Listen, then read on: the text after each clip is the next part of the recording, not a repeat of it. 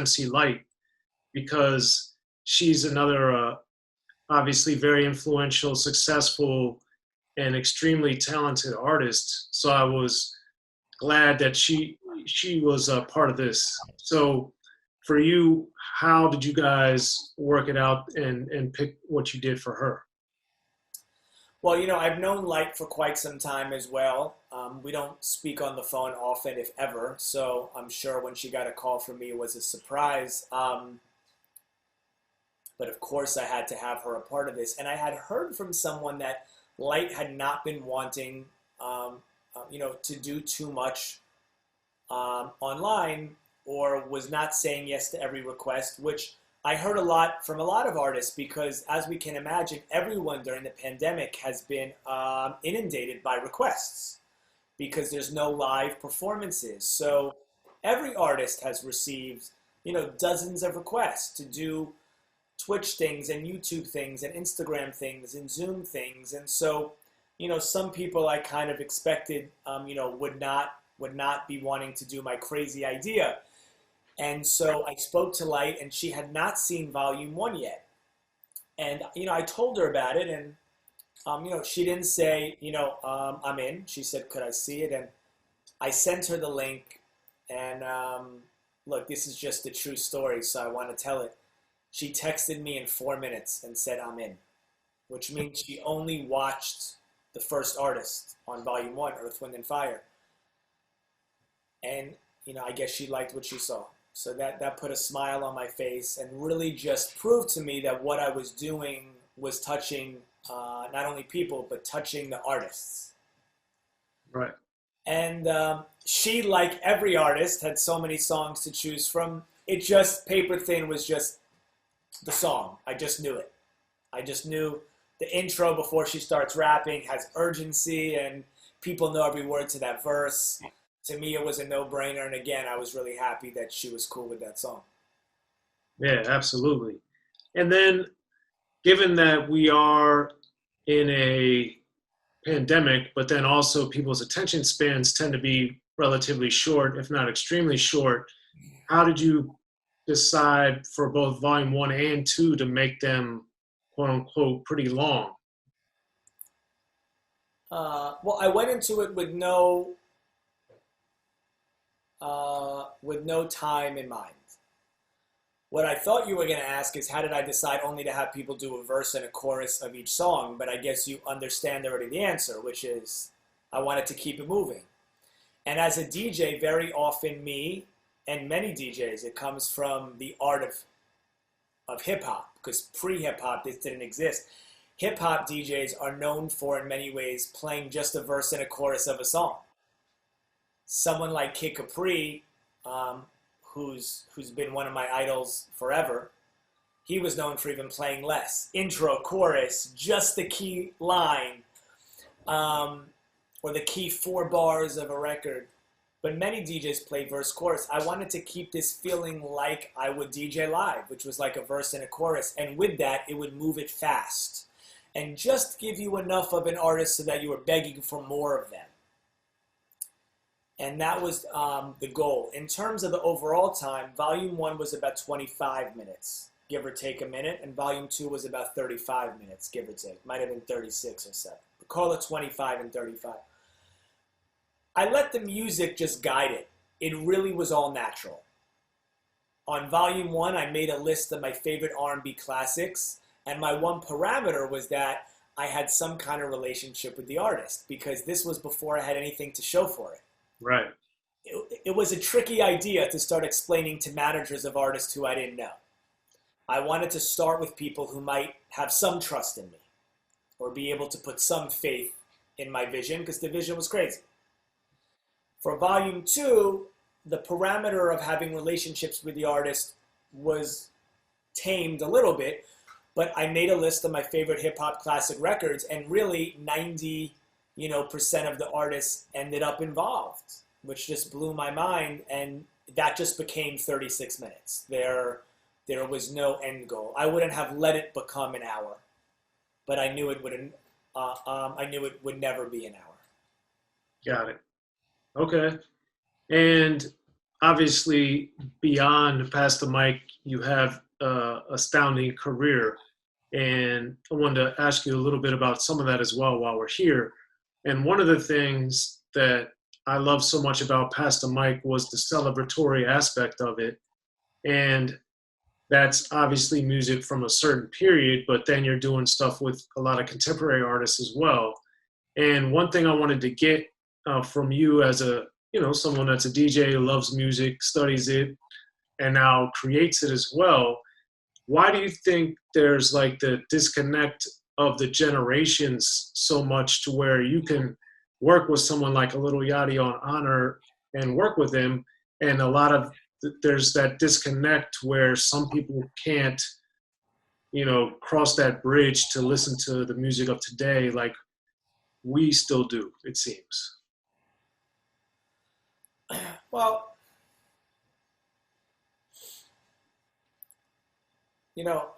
I've read that the music people listen to from the sixth grade to 12th grade is the music that stays in their heart for the rest of their life. So I can't explain why someone, if that's true, between the ages of 12 and 18 are more drawn to music that was released during those years than music that was released before them.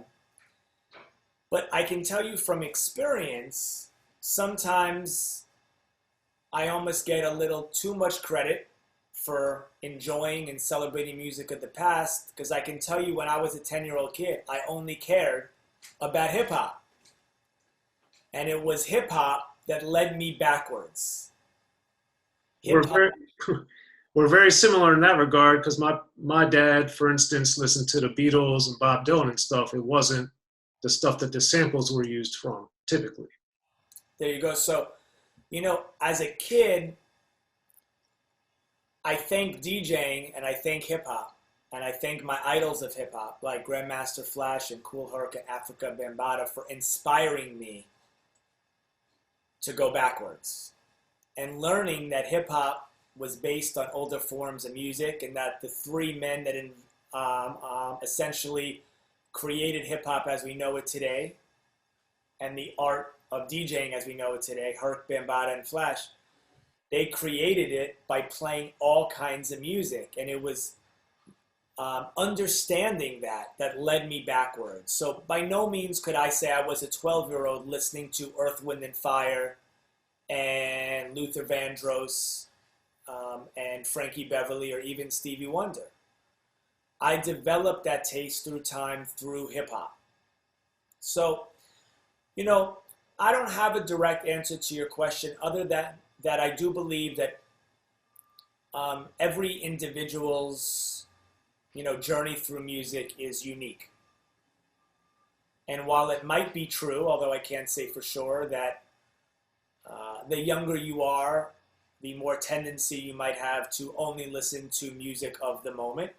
Certainly was true when I was 10. I think every person discovers music that came before them through their own path. And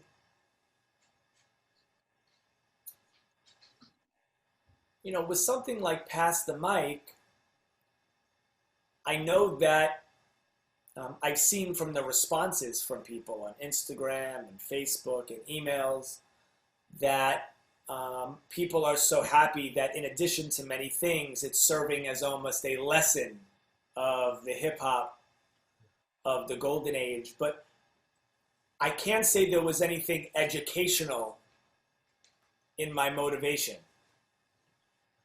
I really just wanted to uplift in some way, to inspire in some way, to make people smile in some way, and to do what I normally do in person, but to do it from home, and also in a way to celebrate heroes. And so my concept was to celebrate my musical heroes in an effort to celebrate the heroes around the world fighting for people's health and fighting for freedom.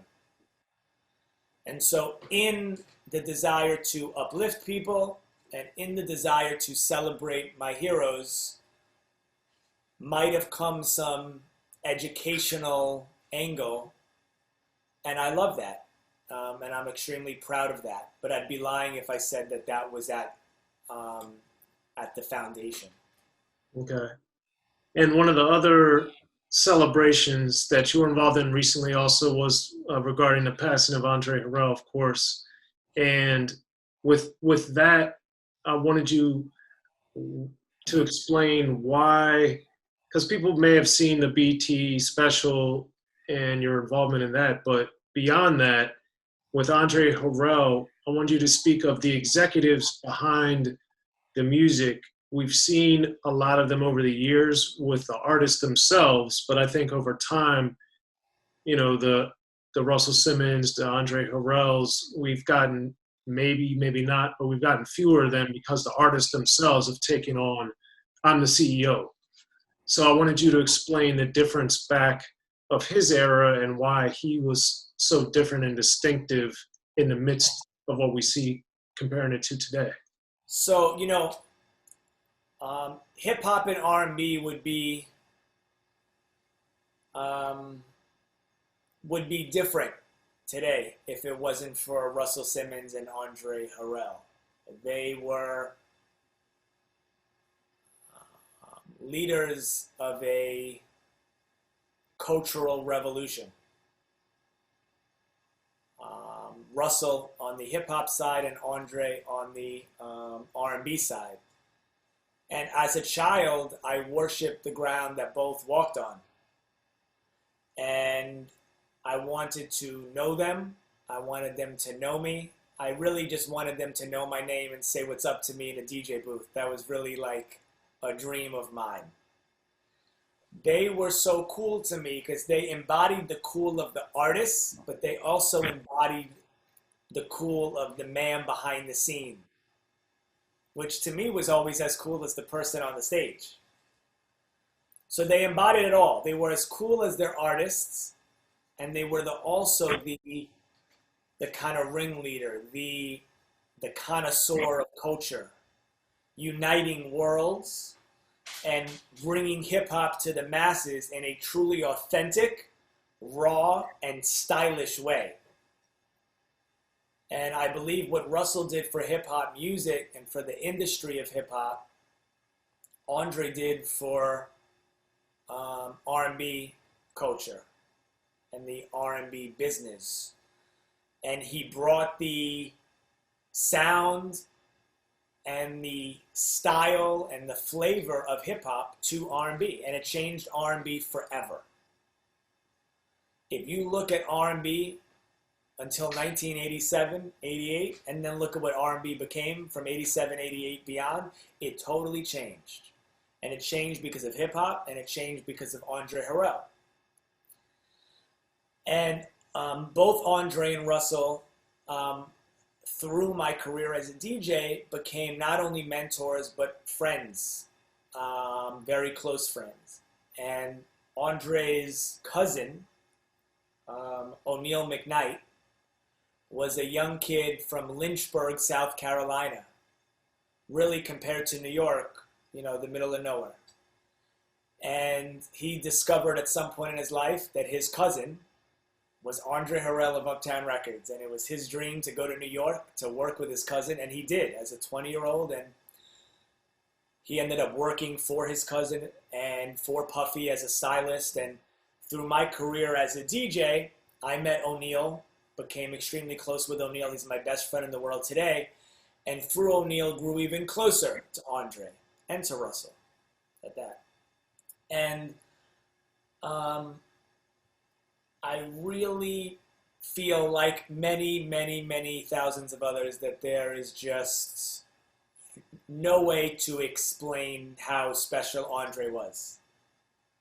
His smile was larger than life, his voice was larger than life, and his ability to find the most special thing in you and articulate it like poetry in an instant was one of a kind. And, I literally just sent a picture of me and Andre to his son, Gianni, last night and said, I miss him. Because once in a while it hits me, it's like always celebrating Andre, right? Every time we hear something that reminds us of Andre, but then it hits you like, damn, I'm not gonna I'm not gonna feel him like I once did. So, of course, my love goes out to Gianni and to O'Neal, and he is missed. Absolutely. Larger than life creator. And speaking of creations, you've also done stuff for television with vinyl and the Get Down. And I wanted you to talk about how working on something for a TV show or a series that we stream is different from producing a record or from DJing. Well, from my experience, it actually hasn't been so different because the music I was making at that time, the style of music, which really kind of channels the sound and the energy of the soul music we've been discussing. The R&B classics of the late 70s, early 80s, what I believe to be the greatest and most universal dance music ever. My music always speaks to that in some way, sometimes more blatantly than others, sometimes with live musicianship, sometimes with just kind of the flavor of it. And so I was working on music that kind of spoke to the era of the Get Down and vinyl anyway. So for me, it was very natural.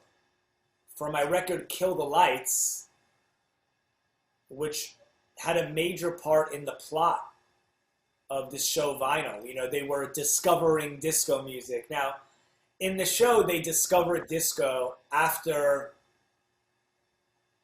playing the record Soul Makossa in the clubs. Now, the record Soul Makossa is so important on so many levels. We could have a whole segment about that. So we'll do that another time. But a record like Kill the Lights. Although, look, I didn't live this moment. I wasn't born yet. I don't think a record like Kill the Lights would have been discovered in the club being played after Soul Makossa. But they had to bend for TV. But in the plot, the label rep is bringing this record, Kill the Lights, to the DJs, and the DJ's playing Soul Makossa, and they play Kill the Lights right after, and suddenly everyone's like, what's this new disco sound? And so I had been working on this song, Kill the Lights, and Craig Cowman from Atlantic Records loved it. There was a demo, long story short, and he was on set with Mick Jagger and Martin Scorsese, literally, for the show Vinyl, working on music, and they were filming, and Craig came in one day and said, I got the perfect song for the scene, the disco record for the plot. And he played it, and Scorsese and Mick, I don't know which one of them started Shazamming the song. And Craig goes, no. It's one of my artists, DJ Cassidy. They go, what do you mean? Like, they didn't understand that it was a new song. So I was really trying to channel with that record like Sylvester vibes, You Make Me Feel Mighty Real vibes. That was what I was going for. And it worked perfectly. And similar story for the Get Down. Honor featuring Grace and Lil Yachty had kind of already been in production. And, the Get Down was great because they wanted songs that spoke to the era, but that were also modern and young and fresh sounding and kind of like an interpretation of the spirit of that music. And so they heard that and wanted it for a scene as well. Right. And this, I think, speaks to one of your many great attributes as far as your versatility of being able to navigate these different worlds. And I wanted you to explain the mindset of how you're able to DJ for a super hip hop club, but then also do a Democratic National Convention type of thing or an inauguration. I understand that some of the music overlaps, but then how do you find that getting people to kind of move or groove to stuff that's hardcore hip hop is the same or different as it is for suit and tie type of people? Well, I can preface by saying that the White House parties, Obama's first inauguration, the second inauguration, Obama's 50th birthday, Michelle Obama's 50th birthday, and a dozen other parties they DJed at the White House, were far from suit and tie parties. And they were real parties. And even though the leaders of the free world were in the room, and the most famous people you could imagine, and senators and congressmen, We're all human beings, and we all hear the same beat, and we all dance to the same records. But in terms of genres, I always made it my mission early on to be the DJ that could play all music for all people all over the world. That was my motto. At some point in my youth, I came up with that, and I think it still lies at the foundation of what makes me who I am. Now, I play different music everywhere I go. There are club nights where I play mostly current hip-hop. There are music industry events where I'm playing largely the soul records of the 70s and 80s. And there's other nights where I'm playing all kinds of music, hip-hop, electronic, classics, and there's really no way to define in a sentence what I play everywhere I go. But what I've tried to do throughout my whole life, and it's something that I can't really explain, and I hope I've accomplished it, and I hope I continue to accomplish it even more every time I play, is no matter what I play, it sounds like DJ Cassidy. That somehow, through genres and through eras of music, I maintain a DJ Cassidy sound and a DJ Cassidy identity. So no matter what kind of music I'm playing, if you're blindfolded, you can say, yeah, that sounds like it's Cassidy doing it. And that's the biggest, I don't want to say struggle, it's the biggest challenge, it's the biggest reward, it's the biggest creative investment to figure out how to do that. And since that was tied into your motto early on, where do you think that idea as a kid came from? I think it came from my interpretation of Grandmaster Flash, Kool Herc, and Africa Bambaataa. I didn't discover them first. They were the first. I didn't discover them first. I was watching the movie Breakin' first as a little kid. Then I was looking up to Run DMC and Jam Master Jay. And I could tell you other tiers of whom I looked up to. But at some point in my preteens and low teens, I discovered these three guys, and they became my superheroes. I worshipped them. I looked up to them. They were larger than life. Seeing Kool Herc in the convertible driving through the Bronx with two huge speakers coming out, and their outfits and just what they did and how they created it was like of another world. And I really studied them. That was deliberate. Now I'm a DJ. Now I have turntables. Now I need to know these three guys. And they just were everything I looked up to. I didn't look up to athletes. I didn't have Superman or Spider-Man on my wall, or Michael Jordan or Magic Johnson on my wall. I worshiped those three guys, and they opened my mind because it was clear they were playing all kinds of music. So I wanted to be able to touch all people. I wanted to be able to play hip-hop, new school and old school. I wanted to be able to play funk, soul, disco. I wanted to be able to play rock and roll and new wave and reggae and house, and be able to know all music, hopefully love all music, and be inspired by all music. But most importantly, I wanted to be able to play more music than anyone else in front of more people and be the most diverse, eclectic DJ there could be, all the while having a sound. I don't know if I quite articulated it like that as a 12-year-old boy, but that was the general idea. Right. And, and I still strive for that today. Well, I think you're doing a great job of it. And yeah, man, well, hopefully we can get you back for a part 2 soon. I would love to. But yeah, man, we really appreciate your time, DJ Cassidy. Thank you very much for coming through here to Unique Access, and congratulations on all your great accomplishments, man. Look forward to seeing what you're doing next. Thank you so much. Thank you for having me, and thank you, Dana Dane. This was amazing, and anytime you want to go for a part 2, I'm here. Appreciate it, man.